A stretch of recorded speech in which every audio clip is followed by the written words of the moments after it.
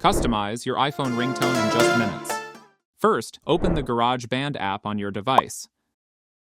Then swipe and click on Audio Recorder. Here at the top, tap on the menu bar icon and then turn off the triangle icon. Now, look at the top right and tap on the loop icon. The songs will appear at the top. Click on your preferred option to select the songs. Here, I am going with Files. At the bottom, tap on Browse Items from the Files app. Now, click on your favorite song. This will add to the list. After that, long press on the song and drag it to the beginning of the timeline. Next, tap on the added song. Now, adjust the timeline by dragging it to select your preferred part of the song. After that, move the song to the beginning of the timeline. If you want to listen to the preview, click on the play button at the top menu. Next, at the top left corner, tap on the downward icon and then click on My Songs.